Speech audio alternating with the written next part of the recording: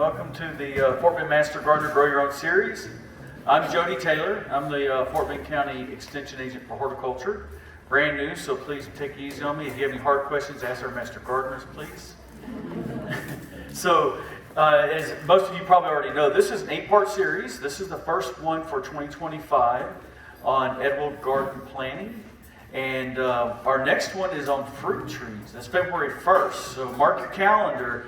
That is right before our fruit tree sale. So February 15th, we have our Fort Bend Master Gardener fruit tree sale right here at the fairgrounds behind us. And that's a great opportunity to pick up some really nice fruit trees. I bought a Rio Red grapefruit and a Texas Pride orange last year. And I'm proud to say that even though those trees are only 2 years old, they produce tons of fruit. I brought Peg some at our last Ag Court meeting, and I was really proud of those trees, so take advantage of that opportunity. So also I'd like to encourage everyone to, if you're interested in learning more about gardening and maybe having a group that you can share your interest in gardening with, consider becoming a Master Gardener. So if you just look up on the internet, Google Fort Bend Master Gardener program, you'll find a link to our Master Gardener webpage, and you can just email our help desk, or if you're interested, if you think you're interested now, you can get with Brandy today. She put your name on interest list. The new intern class for 2025 will start sometime in August, so she'll put your name on the list and reach out to you and let you know what you have to do to sign up. And one more thing before I introduce our speakers is I want to invite everyone to come out to our 40th annual vegetable conference. So this is a Fort Bend Regional Vegetable Conference put on right here at the fairgrounds February 6th. And this is a one-day comprehensive vegetable conference with topics such as melon production for small acreage and backyards, developing locally adapted vegetable cultivars, small gardener cultural practices, improving backyard vegetable production, and then if you happen to be a commercial applicator, there's some applicator continuing education credits that you'll receive for being there. There's a class on pesticides and integrated pest management, which we all need to know. So it's got a little something for everyone. It is February 6th from 8 a.m. to 3 p.m. Early registration is $35. That includes refreshments, coffee, donuts in the morning, snacks throughout the day, and lunch from Rudy's Barbecue. And you'll also get a 40th anniversary tote to put all your goodies in. Lots of vendors and sponsors, different organizations will be there, such as David's Garden Seeds, Go Texan, SARE, NCAT. There's all kinds of organizations that come and then vendors that come and set up exhibitor tables. So it's really interesting and a great opportunity to further network with other like-minded gardeners. So without further ado, we're going to be talking about edible garden planting today. And this presentation will be given by Peg DeHemicourt and Dan Lawler. And Peg joined the Fort Bend Master Gardener program in 2003. Wow, 20 years, over 20 years.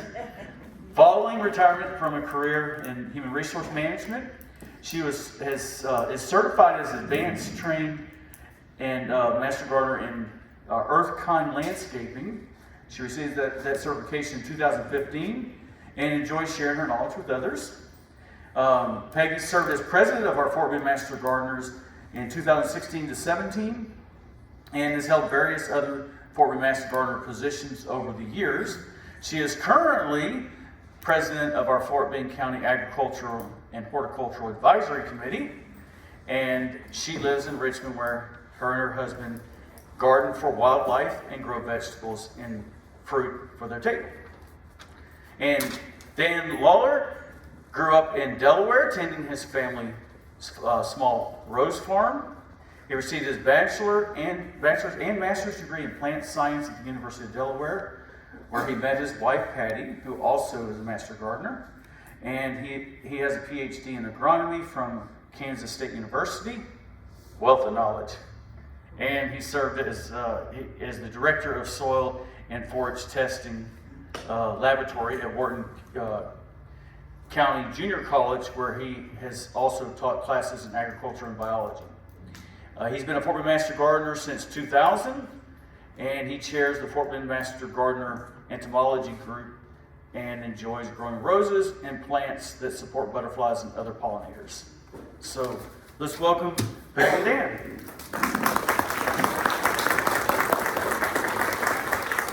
Thank you, Jody. Today's class is divided into two sections. The first section is on the topic of planning for edible gardens, and the second part of the class is on soils, and that's where Dan will take over. So that gives you sort of the lay of the land. I'll take the planning part. You know, I have a friend who was fond of saying, if you don't know where you're going, don't be surprised when you get there. And you can apply that to just about anything in life that takes a little bit of planning, can't you? And gardening is no exception. It pays to put in some time on the front end to figure out what it is you want and how you're going to get there so that you can enjoy the fruits of your labor. Gardening success of any kind really depends on these things: having a plan, choosing a site, preparing the soil, planting at the optimal time of the year, and last but not least, continuous care, right? You don't just do it and forget about it. It's a commitment that we make when we set up a garden of any kind, really, right? So when you start to think about how you're going to plan, here are some questions that might get you going. What do you want to do? What do you want to grow? Is it all about vegetables? Or perhaps you want some fruit as well. Maybe you have sort of a secondary motive, which might be a primary motive. You want to get your family outdoors with a project, doing something fun together that also has value in terms of bringing some healthy food to the table. Or maybe you're tired of mowing that St. Augustine lawn and watering it and fertilizing it, and you're thinking, how can I get rid of some of this lawn and put it to more productive use? I'd like to have that backyard right there. Although I'm sure there's a lot of work involved. So planning begins with having the end in mind. Begin with the end in mind. What are you trying to accomplish? You can ask yourself a few questions, like who's going to be doing the work? If it's just you, don't get carried away with how much garden space you want to create. But if you have help, a spouse, a partner, kids who are going to be helping you with this endeavor, then yeah, maybe more space is good. One thing we know is that you're going to have more productivity in a vegetable garden that's well maintained than you will if it gets weedy and buggy and that sort of thing. So the work is important, and who's going to be doing it. That'll help you determine what size garden you might want to have within the constraints of your property, of course. And then what do you and your family like to eat? You know, don't plant things that nobody's going to want to eat. I can remember as a kid being made to sit at the dining room table after dinner because I didn't eat the broccoli that was left on my plate until it was gone. So, you know, be sure you know what you like to eat. And this could be a fun project with a family. You know, make a list of all the things we can grow, get the kids involved in prioritizing what it is they'd like to grow, and get them bought into the process. Don't waste space on things that people don't want to eat. And then what do you plan to do with the produce from your garden? If you want to grow tomatoes, for example, so that you can have a vine ripened tomato every day on your sandwich at lunch or in a great salad, you don't need a lot of tomato plants. But if you want to do some canning, then you'll need more plants than if you just want to eat, you know, fresh vegetables from the garden. And you can apply that rule of thumb to just about anything else. If you're going to freeze or can or dry vegetables for later use, you're probably going to need to raise more of them than you would if you're just going to enjoy them fresh from the garden. And then how much usable space is available? I want you to think about the word usable. We'll talk about that now. So what's usable space? Well, you need a well-drained area. The reason why we recommend planting in raised beds like you see in this photograph is that gets you out of the soil grade where we frequently have heavy rains and maybe you have standing water for a little while in your yard, or those clay soils that most of us live on hold water too long. Well, if you raise the bed, you'll have good drainage. Usable space, a good idea to think about is to create your garden near a water supply. Now, some of you might get creative. Maybe you have an irrigation system and you're going to put your vegetable garden on its own zone within your automated system. But if not, know that during the growing season, when we don't get enough rainfall, you're going to be dragging hoses from the nearest water spigot to your garden and back again, which can be not much fun work in 95 degrees in the summertime. So to the extent you can, you put it near a water supply. Isn't it true? Something that's out of sight is out of mind. That's why it's a good idea to see your garden from the house. When I'm washing dishes, which I spend a lot of time washing dishes, it seems, I'm looking out that window and it's kind of far away from me, but I can see that garden and it brings up a thought. Have I been out there today? Is there weeding that needs to be done? Should I scout for insects or pests?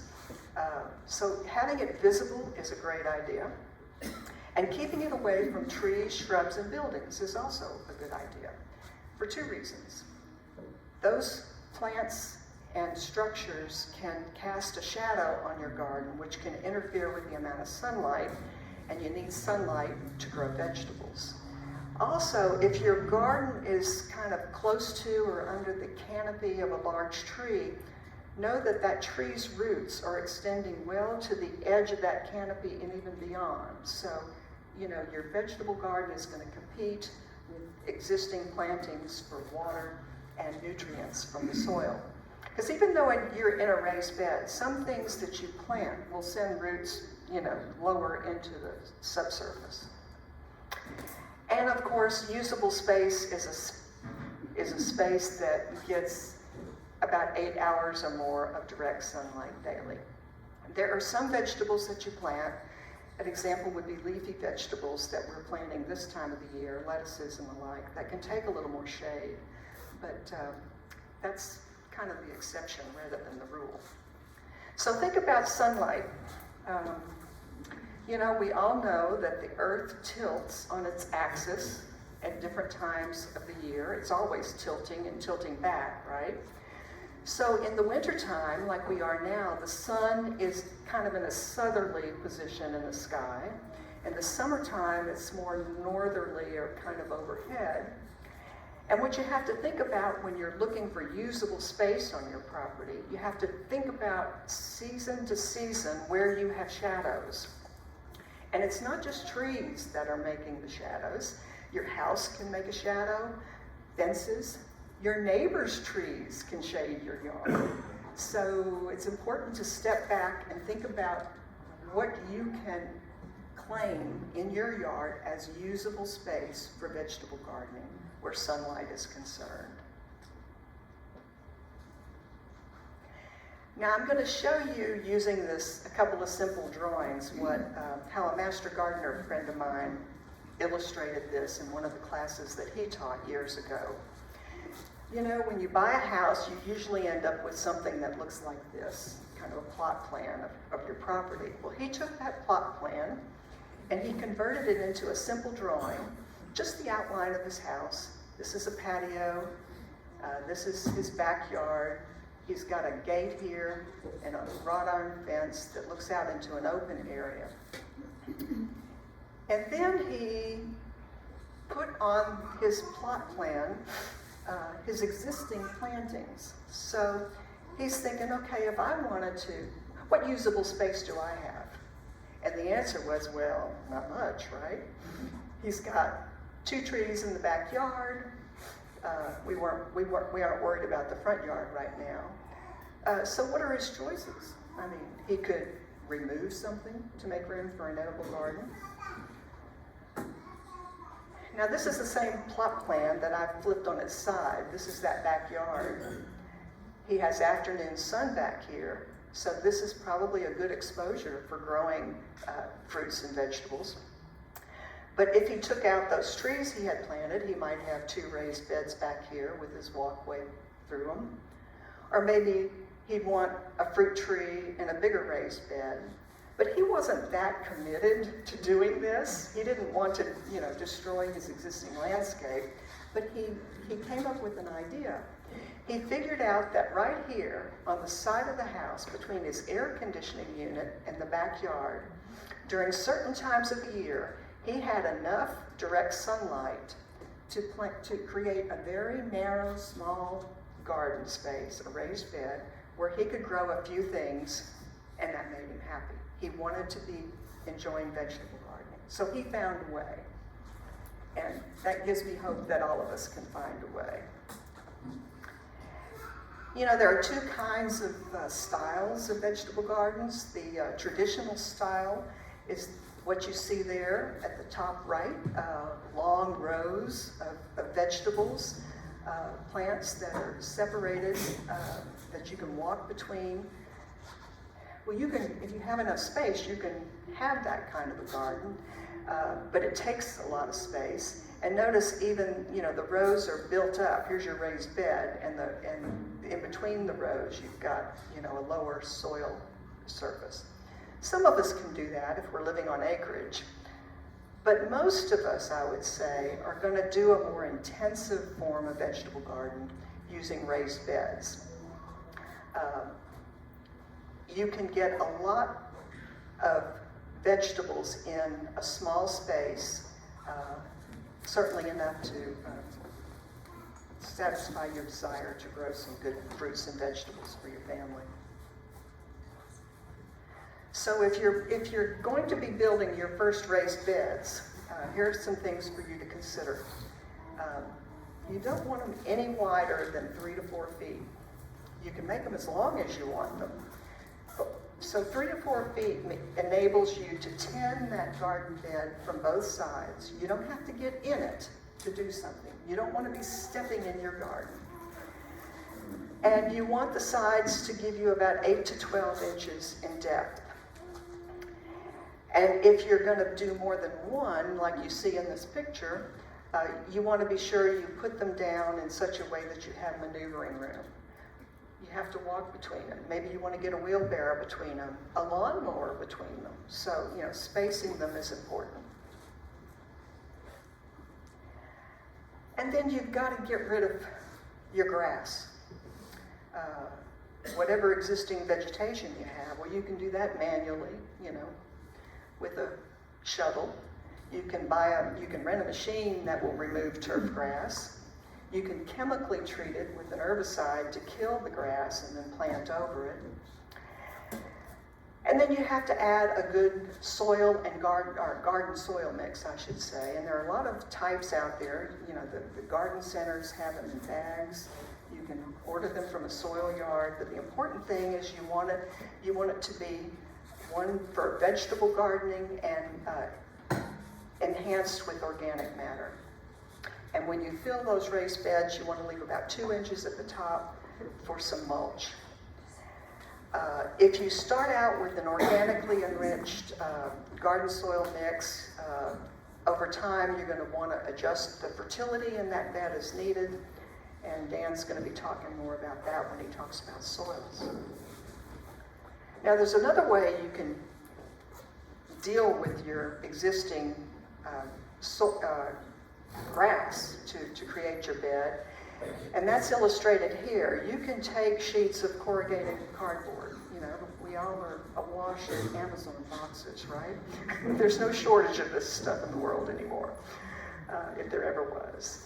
And you just overlap them by about 6 inches, you extend it beyond the frame, and you put your soil in right on top of that. Over time, this cardboard's going to decompose, but while it's there, it's going to, the grasses that are underneath it aren't going to be able to grow up and be a problem for you. So that's another way to get started quickly with a raised bed. Now, I was talking about this intensive gardening method using raised beds, and here's just a kind of a crude illustration of a 4 by 8 foot plot. And if you pay attention to spacing for different kinds of plants, you know, when you buy a plant, you have a label, you know how far to space them apart from each other. You can quickly figure out how much of what kind of plant that you can put in a bed. And experience will be your guide once you get started, because I know from experience this year that an eggplant bush can get 5 feet tall and about 5 feet wide. Never had that happen before, but it was the eggplant that ate Chicago in my garden this year. And the freezer is full of eggplant. But anyway, this is an illustration. I mean, and this is part of planning. When you get going, you're going to want to think, what can I plant this season? How much of what I can plant should I plant? And how am I going to lay it out in my garden? This presumes that there's a trellis over here and you're growing cucumbers on it. Well, you don't want the plants that are growing up the trellis to be shading out something that's growing next to it. Remember that sunlight thing, so you have to think about things like that. But you know, this is an example. You could have bush beans, peppers. You know, you couldn't have my eggplants growing here last year, but you know, a couple of tomato bushes. So 4 by 8 plot can give you some pretty good satisfaction in terms of what you can bring to the kitchen and enjoy fresh. So planning, put it down on paper, and you'll have a different one of these plans for every season of the year, growing season. Here's another way to think about it. If you think about your garden space in terms of square foot sections, and you study how much you can put in a square foot, you know, you can come up with something like this. Now, I think I would give my tomatoes a little more space than 1 square foot, but you find recommendations like this in the literature that's out there. So again, use your judgment, and after you do this a season or two, you'll get much better at it. But that's a lot of stuff.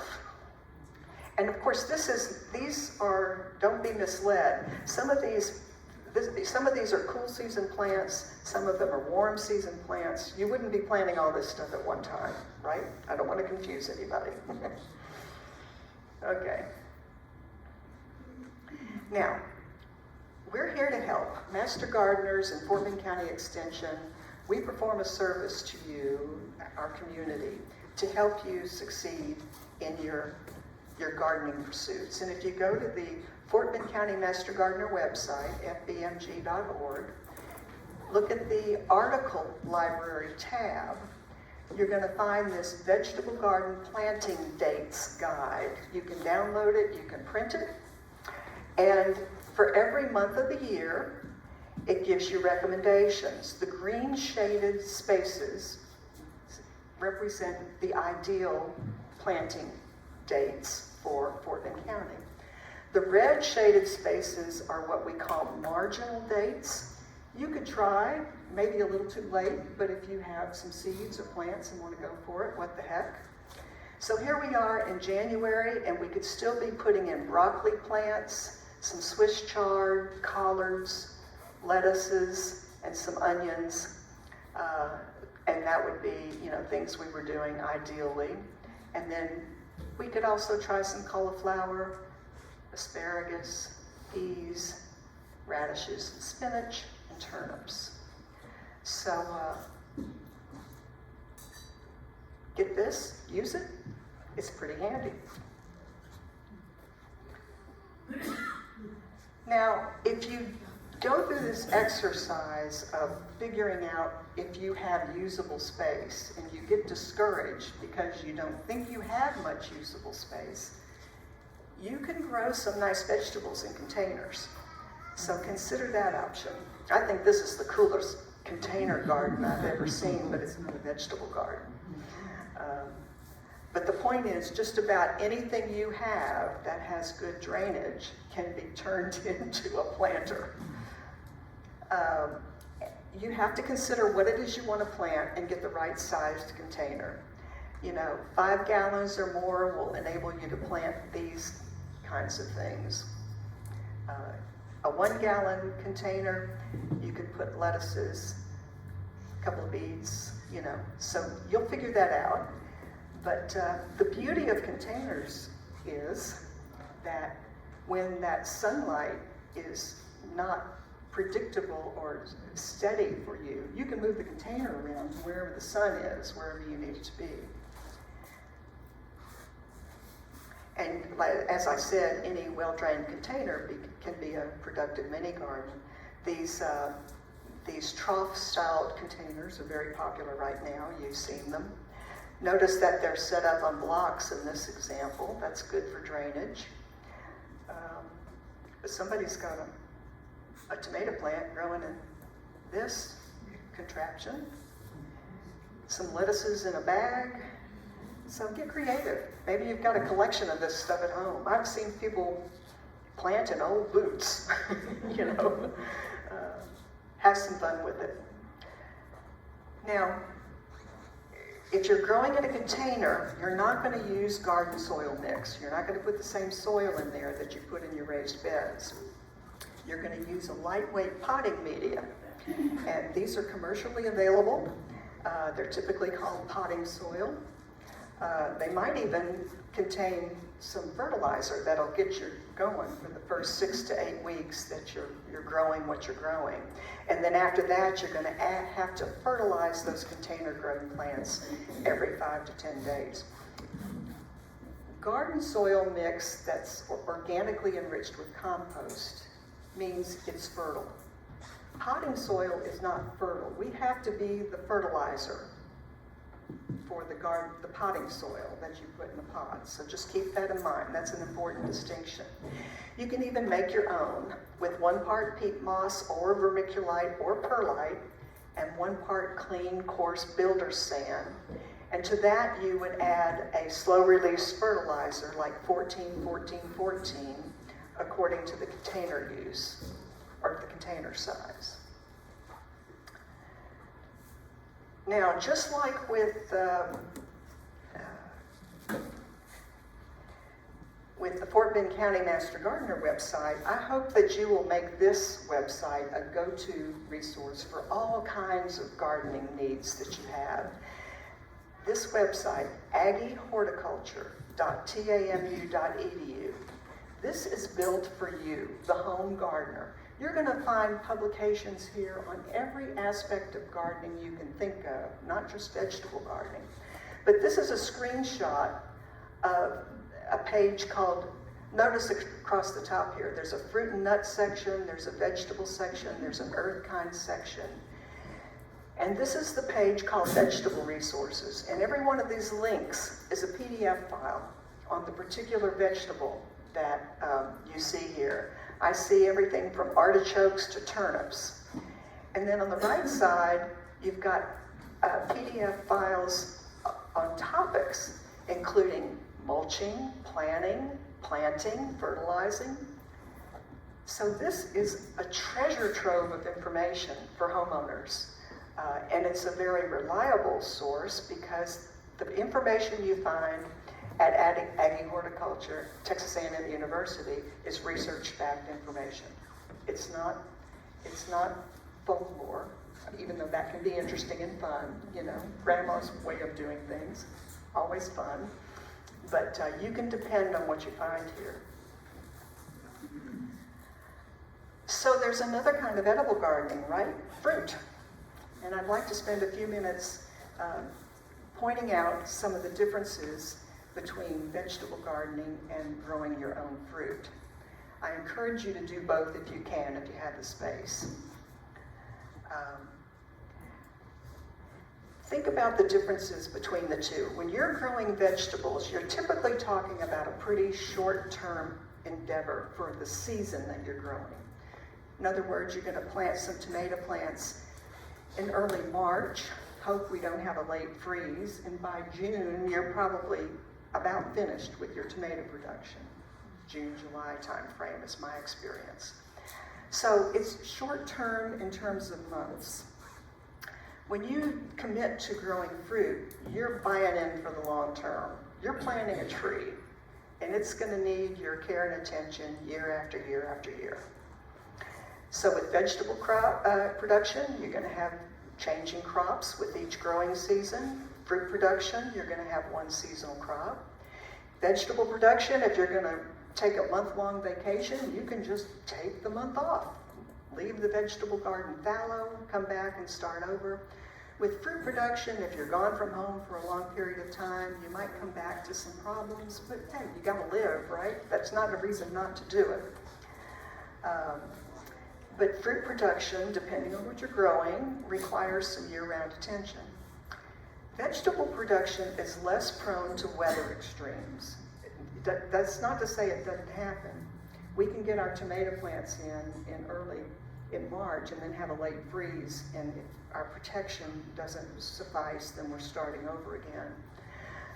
But fruit production can be more susceptible to weather extremes. Take citrus. Citrus is a subtropical species. Where does it grow commercially? In the Rio Grande Valley, in Florida. In zones that typically don't get real cold for real long.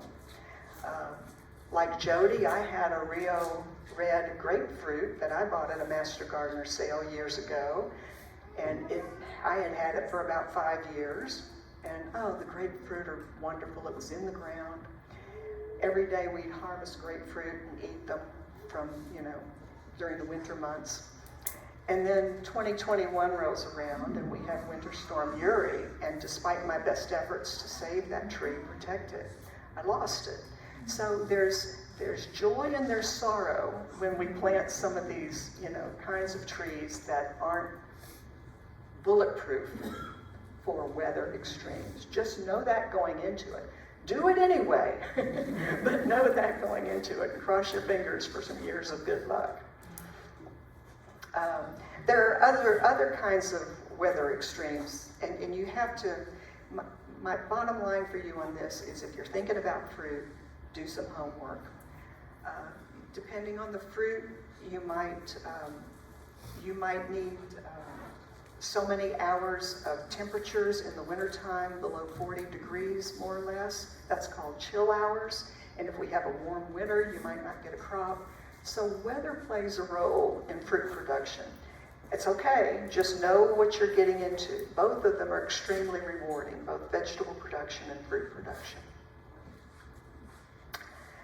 So successful home fruit production requires that you understand the climate requirement of what you're trying to grow.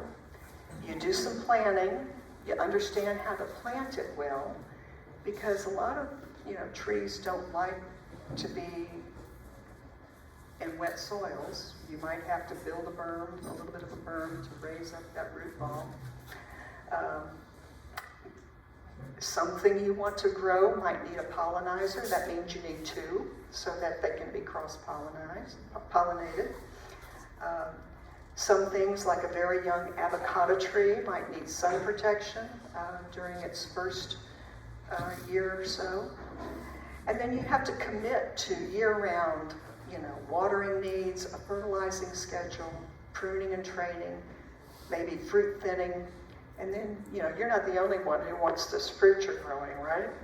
You're going to have birds that might want it, squirrels that might want it, unexpected freezes, and you'll be scouting for insect and disease issues and dealing with that. I'm not trying to discourage you.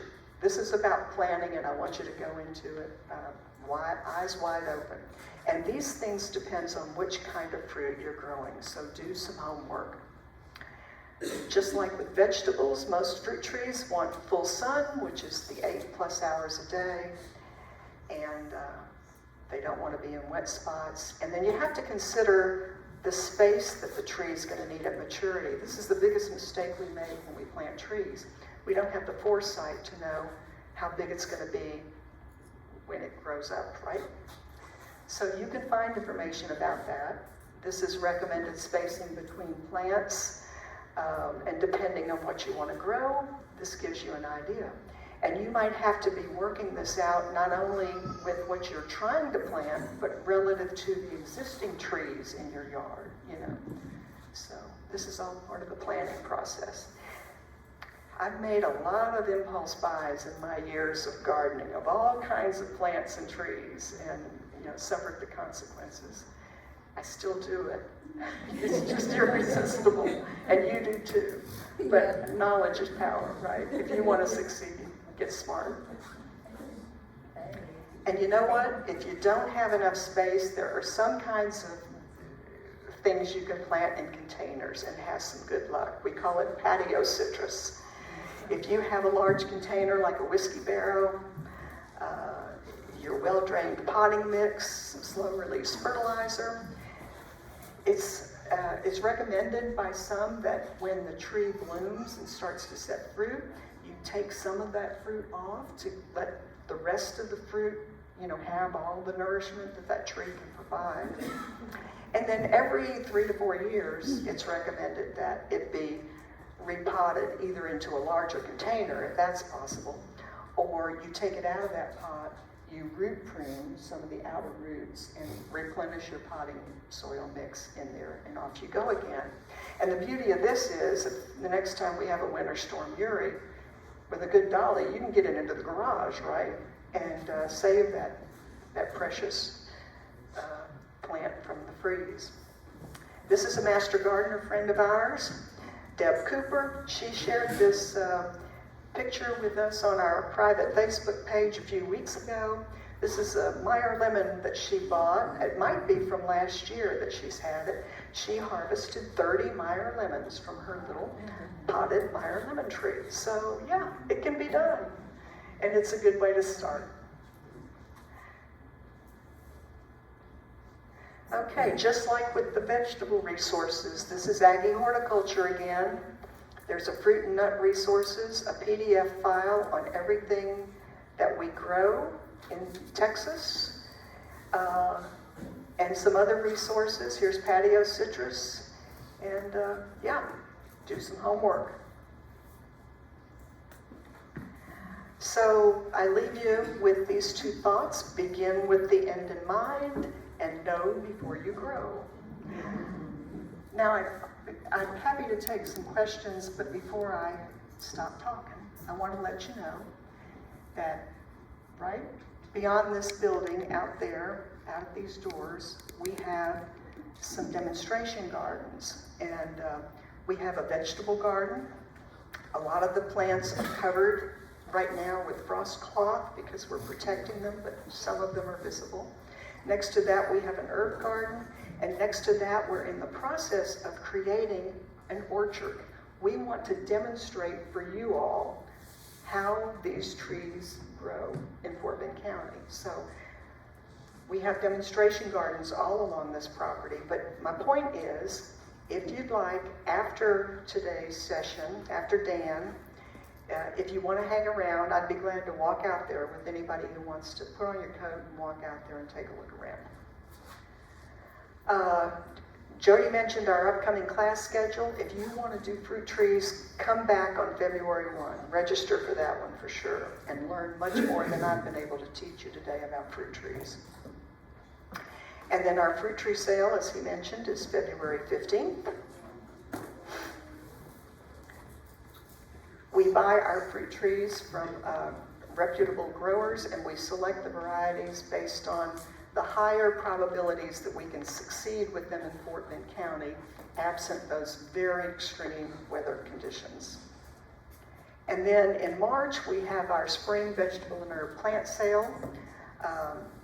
The master gardeners grow these vegetable and herb plants in our greenhouse, and we select varieties that we know are proven and productive for Fort Bend County. So save those dates and come out and have some fun with us. Okay, before I hand off to Dan, any questions? Yes, ma'am. So you mentioned about cardboard. Doesn't the cardboard have chemicals in it? I am not aware that the cardboard, the question is, would the cardboard have chemicals in it that would be detrimental, to what you're growing? In my 20-something years of being a master gardener, I have not ever heard that to be true. But it's possible. Anything's possible. I don't know everything. I would suggest you ask that question in an internet search, but ask for it in such a way that you end your search criteria with .edu. That will give you a university site that is... And then one other question. You mentioned frost cloth. What is frost cloth? It's a tongue twister, isn't it? The question is, what is frost cloth? That's hard to say.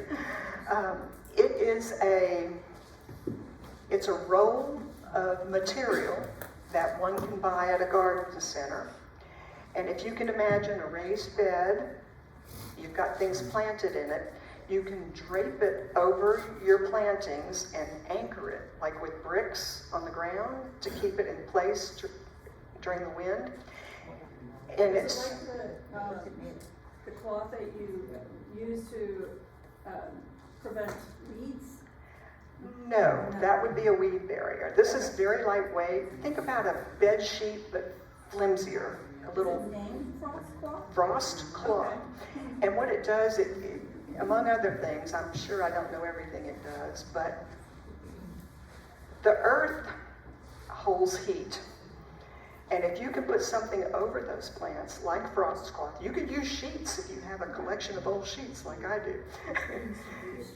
If you can hold that heat in around your plants that is stored in the soil that you're growing in, you might get them through a freeze better than if they were uncovered. Is it something you get at a Lowe's or something? You can get it at a Lowe's, I imagine. You might get it at the garden centers, like Enchanted. I always use sheets, but I've never heard about the Yeah. frost cloth. Okay, Yeah, thank you. you could probably even order it from Amazon. I'm sure. You can buy cars from Amazon, I heard this. Any other questions? Yes? I was just going to say, Yeah. maybe not loud enough. There actually is some on the plants out in the vegetable garden, so Yep. you actually want to see what it looks like. If you want to go outside afterwards, you'll see frost cloth in action. Thank you for pointing that out. Yes, ma'am. I had tried cardboard one year and I got a bacteria layer very wet underneath it that I was afraid might have had it around some bushes. And do you have that problem with vegetables? The comment was that she had tried cardboard around some bushes, is that right? And you had something... That thick bacteria layer, the mold. She felt like she had mold underneath it. I've never known people to look underneath it. When you use it in this application, you never see underneath it again. And I don't know what you had or whether or not it was harmful. Dan's going to talk about soils in a minute, and we're going to find out that our soils are alive with life. So they're not sterile. There's stuff in the soil that, if it likes moist conditions, you may have made it very happy. It could have been something that's not harmful at all, but it would be impossible for me to know for sure. Yeah. Yes, sir. Yeah, so when you're planting, some plants do better next to each other than others. Is there guidance like companion plants, right? Is there guidance on that? There may be guidance on that. I think you'll find guidance. I don't personally have a lot of knowledge of that. Would you like to field this one, companion planting? Yeah, what would you like to know? Where It's a huge. do you find information about certain plants? This is more Grow better adjacent to each other than others? Yeah, well, just as a preface, think of, most people grow basil with tomatoes. Right. Not only do they cook well together, but they start out because the basil protects the tomato. So that's what you're thinking about that. So yeah, there are sites, I don't know anything right offhand, but there is, yeah, it's pretty common and you can find it. But as Peggy said, stick to .edu or something like that. before a special university, Texas A&M, But there's because no you want guidance science on, based. Map the Gardner website or anything? If you'll contact me or anybody at help desk, we can get you that. It's not part of this talk because it's a huge topic, but it's a very good topic. I believe it.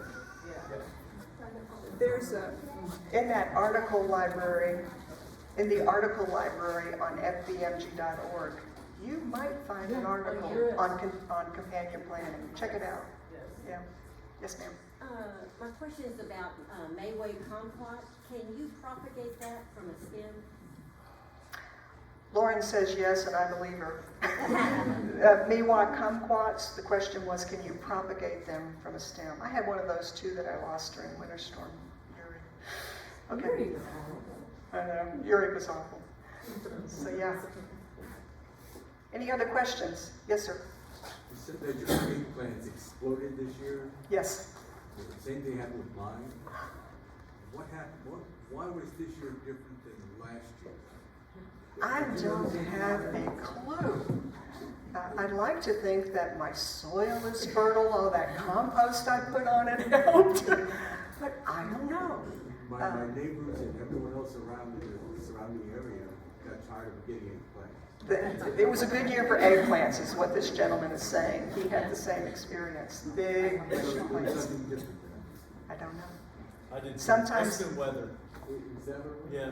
We blame the weather, now we can credit the weather. Okay. Yes, one more question and we'll move on. Vegetables or herbs like garlic or we didn't talk about those things. Ginger, garlic, dill. How do we incorporate those in our vegetable diet? It's an excellent question. The question is, how do we incorporate things like garlic, ginger, and specialty, a little different things, First of all, I'm not expert at that. I have grown garlic. I took grocery store garlic and separated and planted it, and I produced garlic. But as far as the other things you mentioned, I don't have experience. But the Fort Bend County Master Gardeners have a helpline. So go to fbmg.org. You'll see the helpline. You can email them with your question. If you have problems of things happening in your landscape that you're concerned about, you can take pictures and send it in. We help you find answers to your questions. So please use that. Yeah. Another item that I missed out, okra. Now, we love it, we want to grow it. How big a plot we need for growing okra for family? So the question is okra. How big a space do you need to grow okra? And the answer is a big one. Your okra can get taller than you and wider, yeah. So in my experience, in the summertime, I have a 4 by 16 foot raised bed. Just two of us at home. I'll have, some years I've had 2 okra plants so that I can do a lot of pickling. Plus I'll have my tomato plants, or 2, plus I'll have my eggplant, and that'll be kind of my warm season, you know, that'll be about it for that large bed. I might be able to tuck some other things in here and there, but space. Now, you'll find the answer to your space question on the resources page that I took. You go to Aggie Horticulture and find that okra article. It'll probably tell you how far apart to space the plants, okay? And the seed, if you're going to grow it by seed, the seed pack will tell you that. And if you're buying the plant already seeded in the garden center, it'll have a tag that tells you how far apart to space them. Yeah. Okras get big. Yeah. Yes, ma'am. You have given an outline of what to plant at what season and what time of year. Are you reusing that same plot for all these different things, like a rotational thing, or are you using different plots to plant? The question is, For winter, summer, or? I think your question is, do you keep planting the same thing in the same place every year in your garden space. Is that right? Well, like you have winter stuff, Okay. and then are you gonna plant the summer stuff in the same space? Yes. So you have one garden bed, let's say, like I do, but you want to plant throughout all the seasons. So yes, you'll use that whole space for your cool season crops, and then they're going to either be harvested or peter out when it starts getting warm and when it's time to put in your warm season crops. So yes, you keep doing that. I'm not really perennial that way, I mean, it's just what it is for the annual, for the season. That's correct. We're not talking about perennial plants. They're grown for the season, and then when it gets too hot or too cold, depending on which plant we're talking about, they don't want to grow. Yeah. Okay. Well, I don't want to creep into dance time, so are we good to go and turn it over to soils? Well, thanks for your attention today, and I hope I taught you something.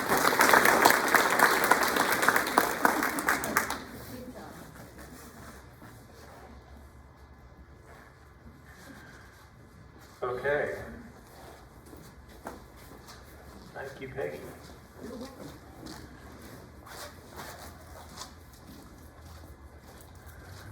Okay, let's see. So I'm an agronomist, which is, if you're not familiar, it's the study of crops and soils. So field crops, mostly cotton, corn, sorghum and stuff, but really the same things apply to most all plants. They all need nutrition, perfectly good soil. In general, if you have good healthy soil, you'll have good healthy plants. They will be more resistant to disease and insect problems, and you'll get a good harvest out of them. Okay, so what we're going to talk about today is what is soil. We're going to look at some of the physical characteristics of soils, how we might improve soil structure, soil water, plant nutrients and how they're affected by pH, a little bit about fertilizers and soil testing. How many people have had their soil tested? Master gardeners, put your hands down. Okay, good. Just real quick on soil testing. Soil testing is, let's see, do we have any cooks in the room? Come on, everybody cooks. So, if you're going to make a meal, what do you have to do before you make that meal? You got to figure out what you're going to use to make it and make sure you have it. Okay. Similarly with soil testing, that's giving us an inventory of what nutrients are in the soil, and it's going to tell us, do we need to add more of this or that nutrient, or do we have enough? Okay. It sounds simple, but it's a good idea. Okay, so what is the soil? If we look at soil by volume, so if we dug up a spadeful, about half of it is what we call pore space. That's made up of about half water and half air. Okay, so it rained pretty good the other day. I got a couple inches. So is there any air left in the soil? Sure, because when water goes into the soil, it's not going to take up every bit of the pore space unless you're literally underwater for a while.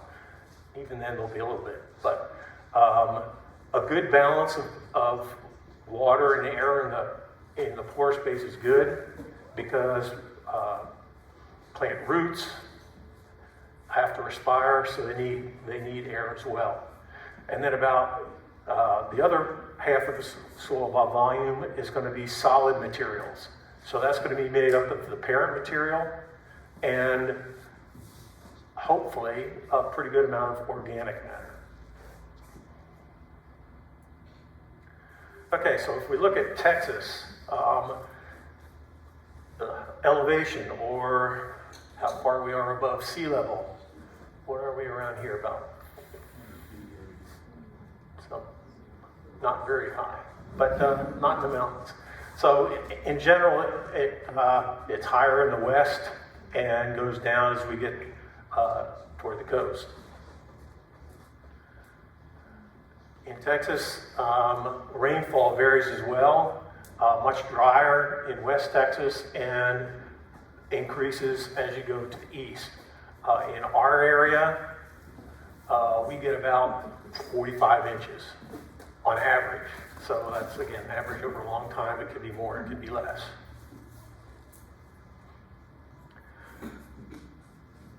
I'm not a geologist, but soils do have something to do with geology because soils develop from the parent material, and the parent material is basically the rock that were there back when, okay? And over time, that parent material, the rock, is going to weather, break down into smaller and smaller parts, and eventually, over tens of thousands of years or more, form soil. So it may take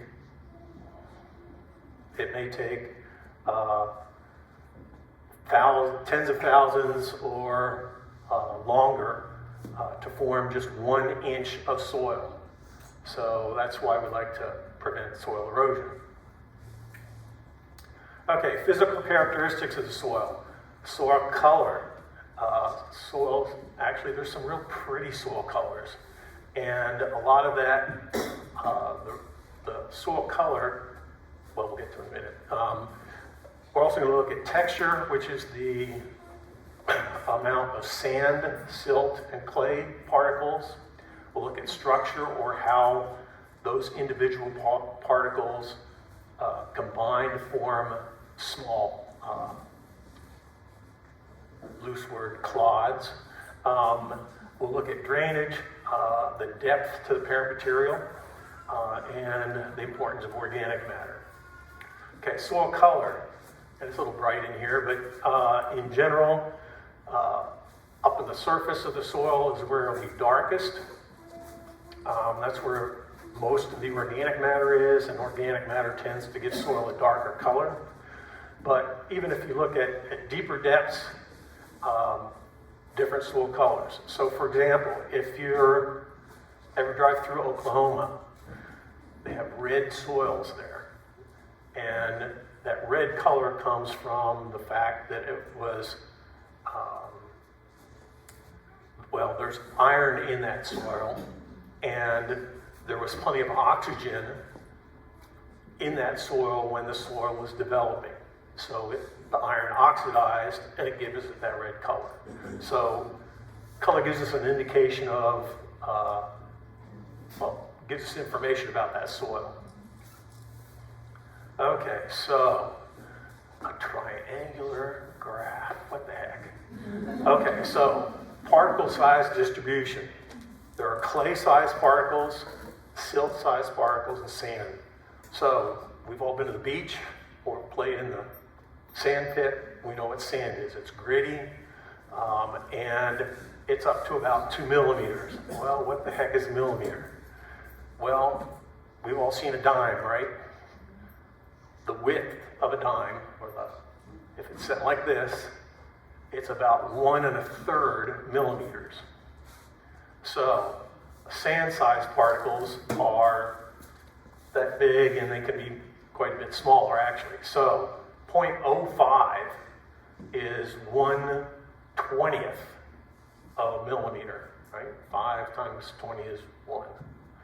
So sand particles are pretty small, but silt particles are even smaller, and clay particles are minute.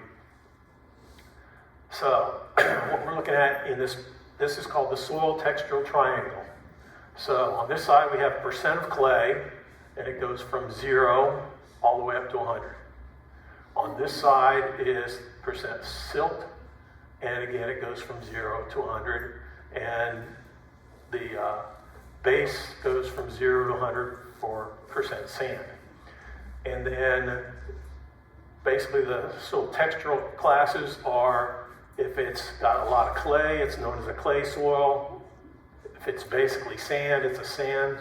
The soil's a sand, silt, and so the more clay that's in a soil, the better the water holding capacity of the soil, the better nutrient holding capacity of the soil.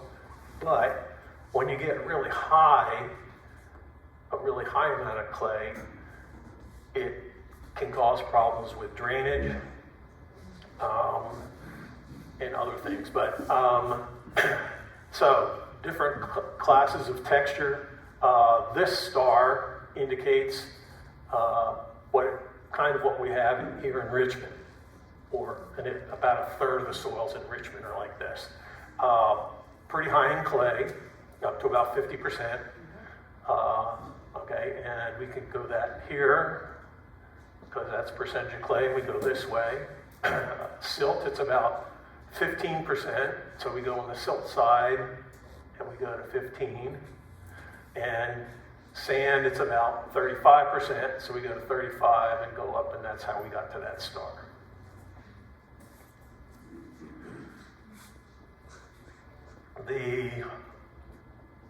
There are other soil types. There are actually some sandy soils, or sandier soils in Fort Bend County. Pretty much in our area, it's pretty heavy in clay, pretty high in clay. It's part of what's called the Lake Charles clay. That's the kind of soil that, when you walk through mud, you take some with it on your shoes. Okay, so as I mentioned, a lot of clay particles kind of slows water infiltration into the soil. So for a quote ideal soil, that's what this star indicates, and it would have much lower clay, about 20%, about 15%, again about 15% silt, but about 65% sand.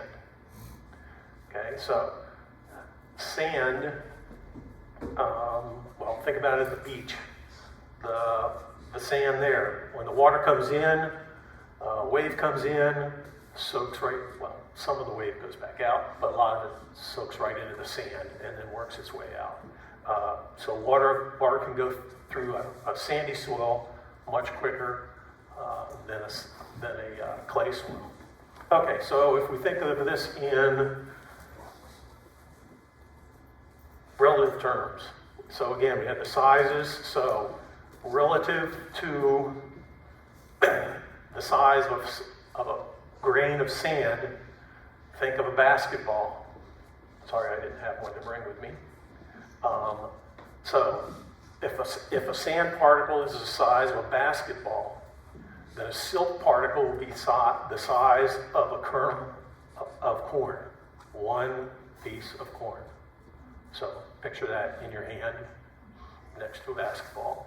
And a clay particle would be to the size of a pinpoint. So not this point or that point, like a point on a piece of paper. So much smaller. So think about it, if we had a room full of basketballs and we pour water on it, what would happen? It'd be on the floor in no time. The smaller the size of the soil particles, actually the more pore space there can be, but the smaller the pore spaces are. And that's what tends to limit the movement of water through. Okay, soil improvement. In general, with soil improvement, one of the main things we can do is add organic matter. Typically, that's in the form of compost for us, but by adding organic matter, it helps improve the water retention ability of the soil. It encourages balances in fertility. It gives you a healthier soil to decrease pest and disease pressure, and many things more. As a general rule, it's much easier to adjust a soil's fertility, so the chemical composition, the nutrients, than it is the physical properties like texture. Because if you have a clay soil, you're not gonna take out half of the clay and add half a volume of soil, of sand. It's just not practical. Okay, soil structure. So again, the individual particles, we're gonna look at how they are attached to form small, what are called PEDs.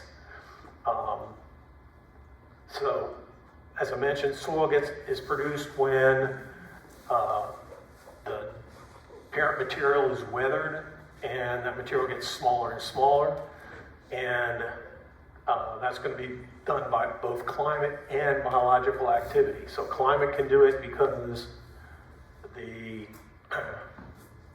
well, you guys don't need to worry about that. Okay, so again, soil structure varies, and that's going to depend on the percentage of sand, silt, and clay.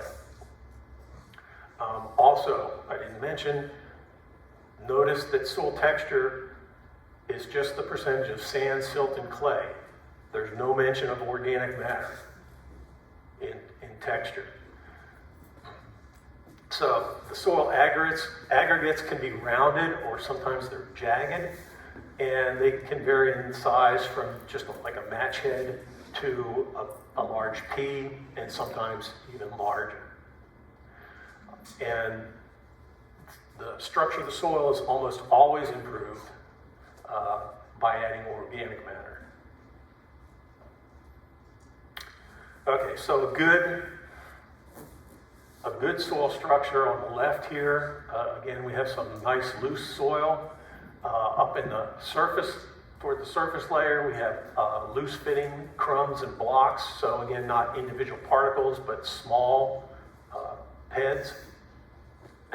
And basically a broken up subsoil. Whereas in a compacted soil, so how do soils get compacted? Well, in a field, farmers and ranchers drive tractors over them, and that compacts the soil. We can avoid compaction in our gardens by kind of spreading out the load of weight going through, and it's kind of a catch-22 because you can either walk down the row, one row all the time, then you kind of compact that area, or you can walk all over and compact everywhere just a little bit. Can't win. Okay, but in a compacted soil,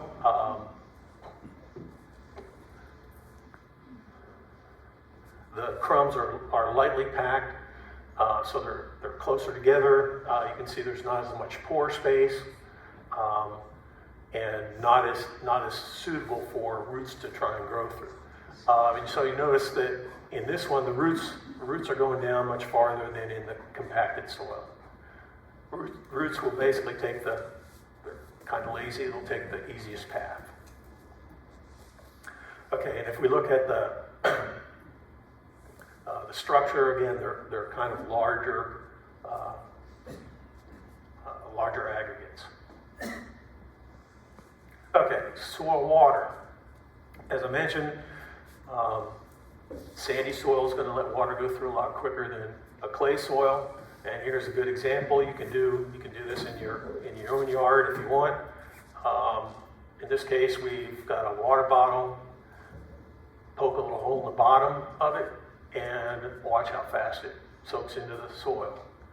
In general, a sandy soil is going to go down fast, rather quickly, and not spread horizontally very far. Okay, and so within 24 hours, it's down at 5 or 6 feet. If your soil is that deep. On the other hand, a clay soil is going to take much longer to get to that depth, and it's also going to spread out farther horizontally. So that's kind of important when Peggy has all native plants, so she doesn't have to irrigate much, but if you have a sprinkler system or you're watering your lawn, if you have a clay soil, don't leave your sprinkler running for half an hour, because after about 10 minutes, it's going to puddle and start to run off. So what you need to do if you have a clay soil is water it for 8 or 10 minutes, and then move your sprinkler somewhere else and water for 8 or 10 minutes. Let that soak in for about 30 or 40 minutes before you go back to it. And then with the second 10 minutes should be sufficient water for the week or so. Okay, soil organic matter. Organic matter is basically anything in soil that was once alive. So dead plants, roots, animals, and so on. Again, it's highest in the surface because that's where most of the biological activity is.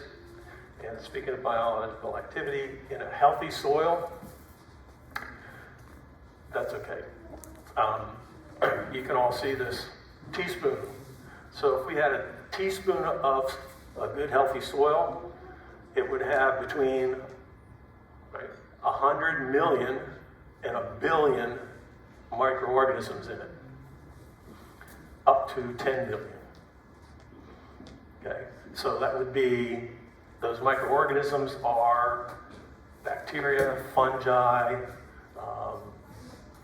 and in that teaspoon of soil, there'd be as many as 4,000 species of microorganisms. So it's soil, as Peggy mentioned, soil is alive. It's its own biome, and to coin a phrase, if you feed them, they will come.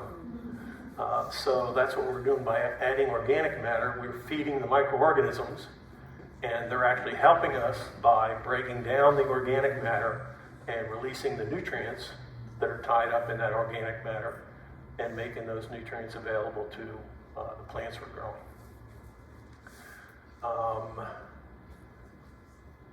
Organic matter is easily destroyed when it's disturbed. So tilling your soil, if you till it all the time, what you're doing is you're exposing the organic matter to air, and that helps the microorganism break it down faster. That's not necessarily a good thing.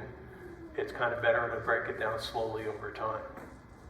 So how many people till their gardens? Maybe a little bit, but good. The other, yes? Can we ask questions in the middle? We'll do it. Okay. I just might forget. Make notes. We'll hold questions, I guess. So one thing about not tilling the soil is that, as we saw on the other slide, well, you can see it here, roots make a path through the soil. If we till the upper layer, we've broken that down, but right now, if it rained on this soil, that would provide a path for that water to get down deeper into the soil. So, and especially as those roots die, that leaves that root channel and allows air and water to get down into the soil. Okay, organic matter. Again, not too much bad about organic matter, but it helps loosen the soil. It helps the soils aggregate, and that improves soil structure. It serves as nutrients for the plants and also for the microbes that are in the soil. By improving structure, it helps improve water holding ability and aeration. It actually also helps buffer the pH. I'm going to talk about pH in a moment. Helps regulate the temperature and helps prevent erosion, because again, those aggregates are less likely to erode than individual soil particles. Okay, humus. And it's not hummus, it's humus. Humus is what's left after the organic matter has been decomposed. It actually forms chemicals that coat the soil particles, and that helps them stick together into aggregates and also gives them their dark color.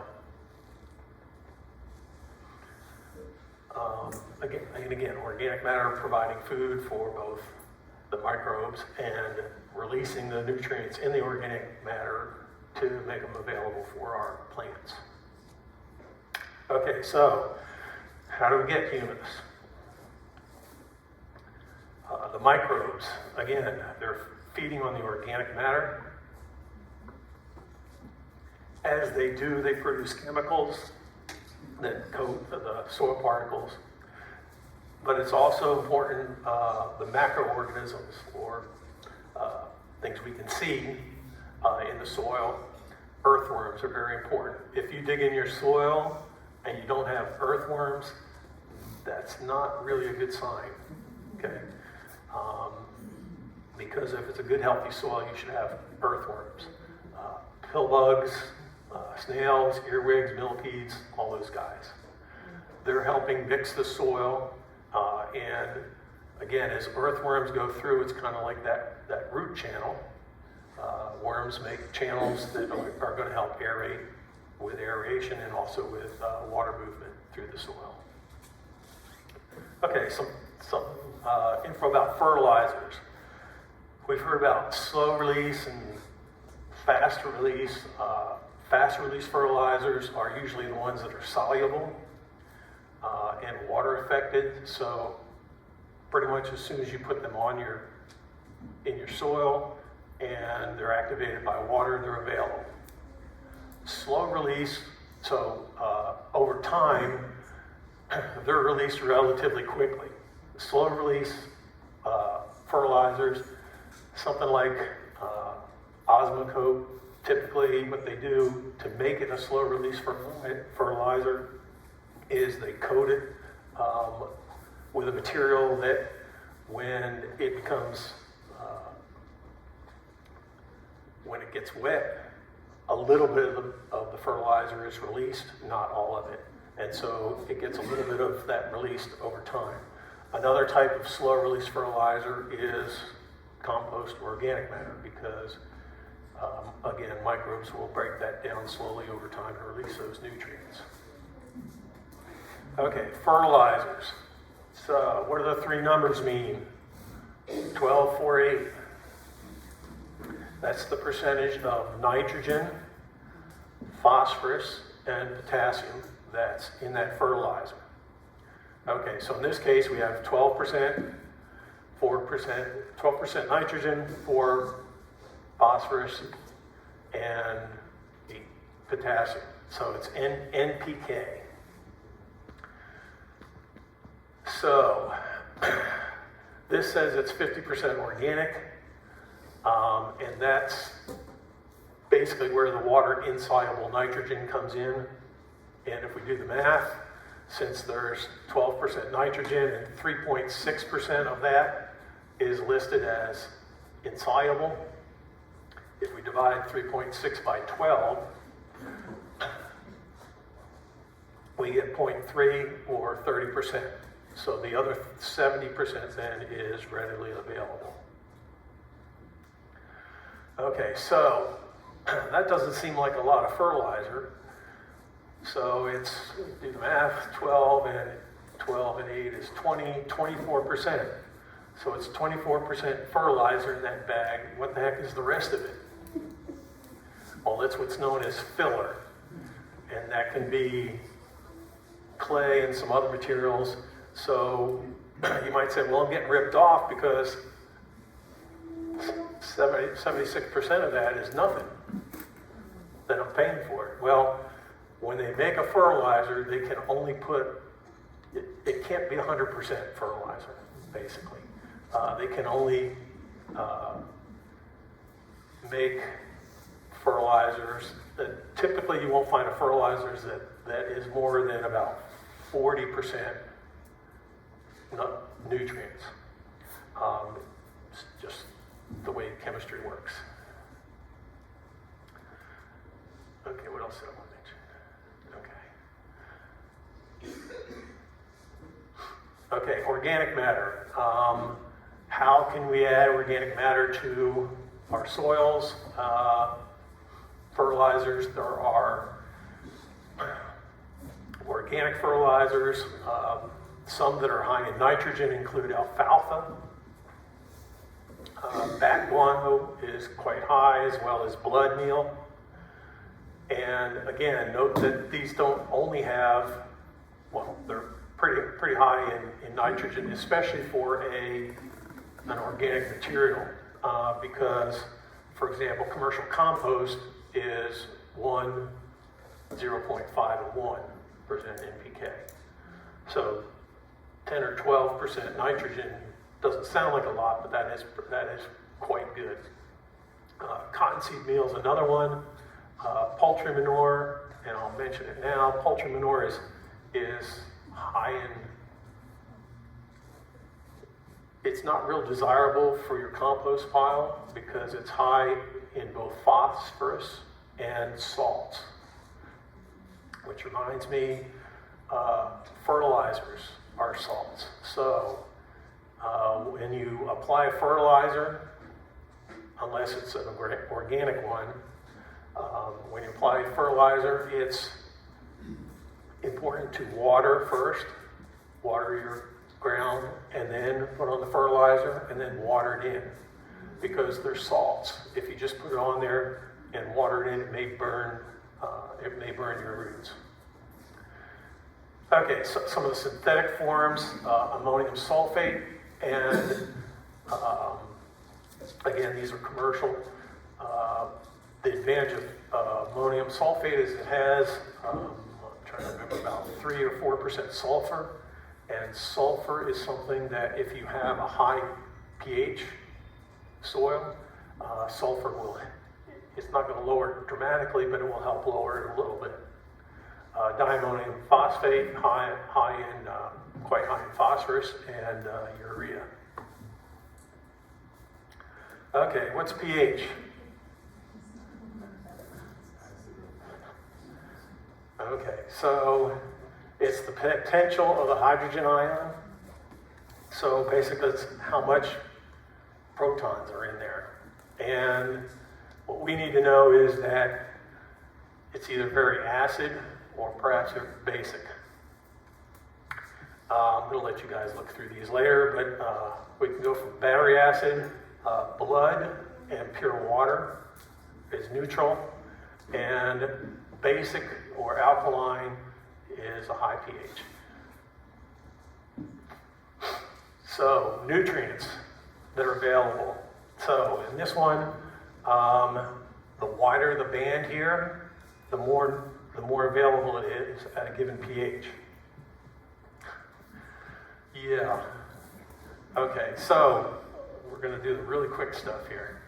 So, ideally, because most of them are widest between 6 and 7, that's kind of what we would like to have our soils at. 16 essential elements. I'm going to let you guys look at that later, but if you want to remember them, you can use this little ditty. It's C. Hopkins Cafe, managed by my good, close cousin, Mo. Yeah, there won't be a quiz, so don't worry about it. Okay, soil sampling. I guess I'm not going to get to that, but you probably got a bag and a sheet in the back. If you didn't, you can get one. Basically, the easiest way to do it is to borrow a soil probe from Extension. You want to go to several spots in the area you want to test. I'll come this way a little bit for you. Go to several spots in the area you want to test. Your garden, don't just do it in one spot. Bring yourself a bucket. Doesn't have to be a 10-gallon bucket. So you'll go to several spots, just kind of zigzag across the area, go in about 6 to 8 inches. And you can use your thumb then to push the soil out into the bucket. Do that for 6 or 8 spots in your area, depending on how big your area is. If it's as big as this room, you might want to do a few more. Put them in a bucket, mix it up, and you want to send in about a cupful in. You can get a soil bag, or you can put it in a Ziploc bag. Mail it in, and you'll need to fill out the form. And there's other ways that I'm going to let them look at. On the go to the website. It has instructions. There's some instructions on the back of the sheet.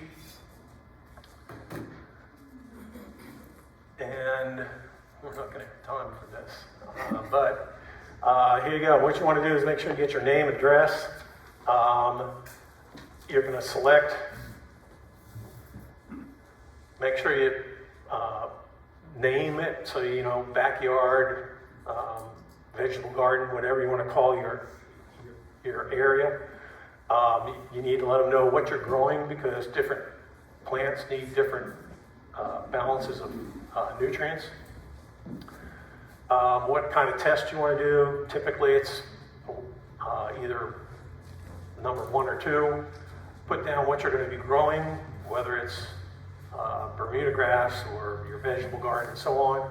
And then you need to check, and we suggest that you check that you have your results emailed, because A, that saves the time it would take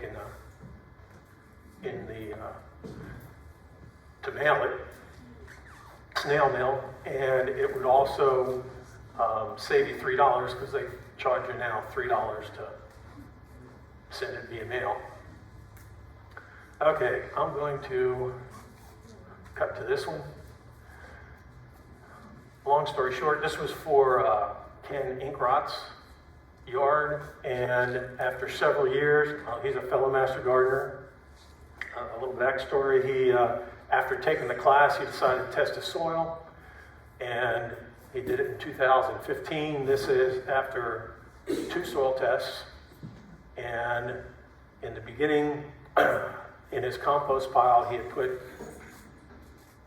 chicken manure shavings from his grandson's project, where he grew chickens in his garage, and he had mixed them in. When he had his soil tested, the phosphorus was over the roof. And so the result sheets, first of all, real quick, this bar graph, so here's pH, and he's got it down to 7.3. It was at about 8. Again, ideally about 6 to 7. This bar graph, so this is for nitrogen, phosphorus, and so on. This is the amount in a bar graph, and this little dotted line right down here is where you would like that level to be for a given nutrient. So phosphorus is way high, the others are pretty close. One thing to keep in mind is that the nitrogen test that they do is nitrate nitrogen.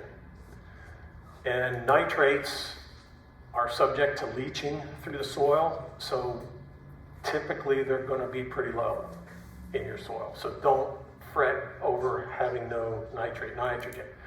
Most of the nitrogen that you have in your soil is going to be tied up in your a lot of it will be tied up in your organic matter and stuff. So the first time he had it tested, they said, don't even think about adding phosphorus for 5 years. It was way high. And so over time, he stopped adding phosphorus, just added nitrogen, potassium, and brought the phosphorus down. Let's see. And organic matter, he had was better than 4%. That's pretty good. Typically, soils will be anywhere in a range of about 1 to 3%. Okay, so that was a quick run through it, and that's what his garden looks like. So good for him. And these are some of the references that he had. I don't have them with me, but one good thing is vegetable conference, and that's coming up, and I think somebody mentioned that, and that's a good source for information. And we might have time for a couple questions. Yes, ma'am. You mentioned the percentage of organic by compost. One time I put it in a, I feel important now. Okay. One time I put the compost in a pot to start something to grow, and I think it was like crazy too much because a whole bunch of weird creatures grew in it. I don't know what that was. It should be a small percentage, then it should be 100%. Okay, so organic compost. So in your compost pile, don't worry if there's critters in there because they're in there doing their I thing. put it in a pot to grow, and it like overwhelmed the pot with critters. Well, again, they're there because the compost is there, Right. and if you feed them, they'll come. Right. So as long as they're not coming in your house, I wouldn't worry about it. Yeah. But I was worried that it wouldn't grow the plant, and I just dumped it out and started again. Oh, no, and actually, I've known people that have grown like a tomato plant in a 5-gallon bucket of horse manure.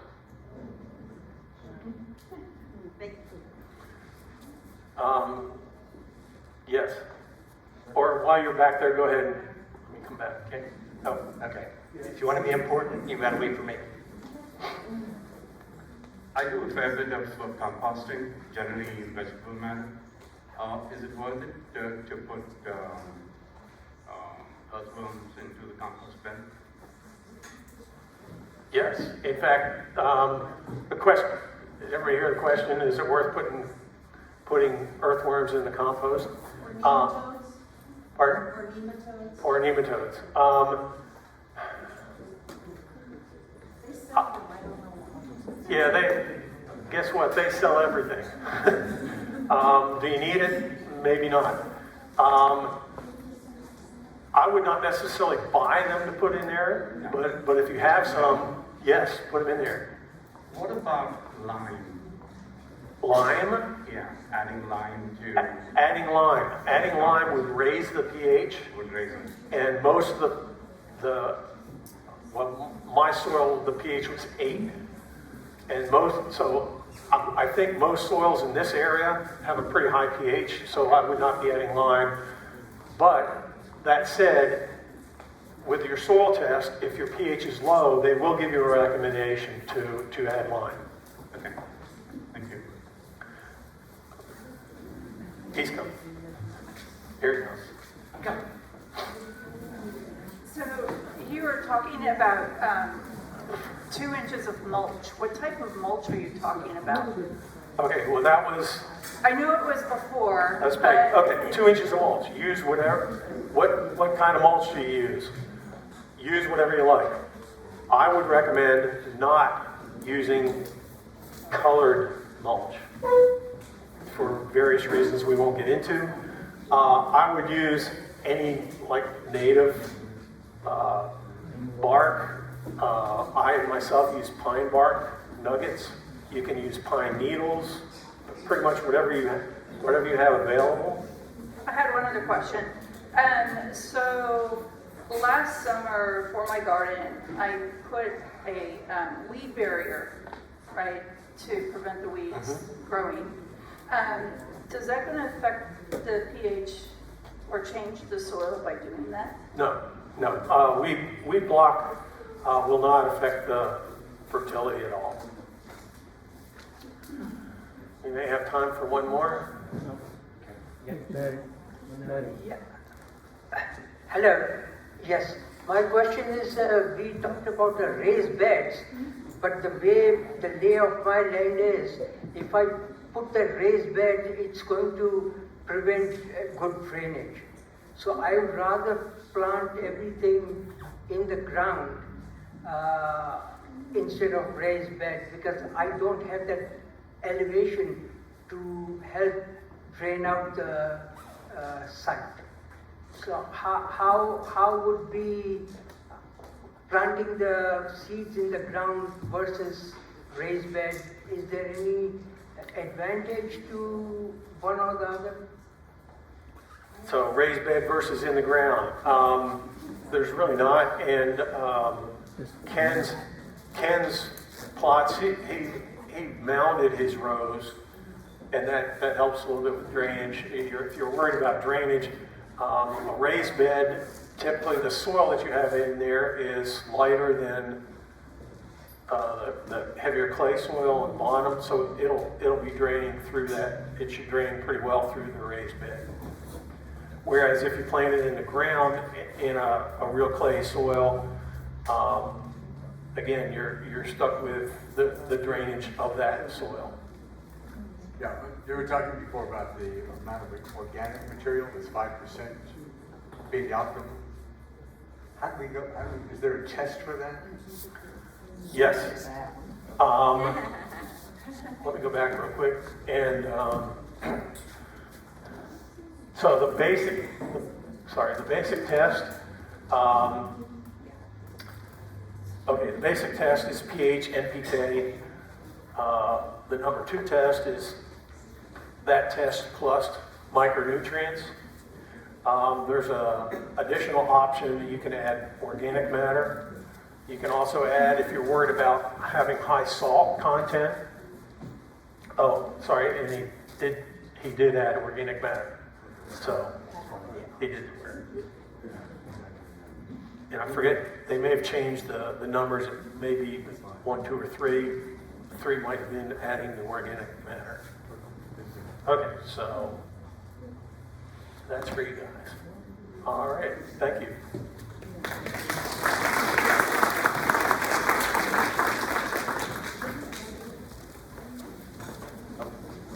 Okay, we're not done. Got one more question. No, we're done. I just wanted to thank everyone for coming. And a couple of announcements. Don't forget your soil sample bag and form to get your soil sample done. It's really easy to do.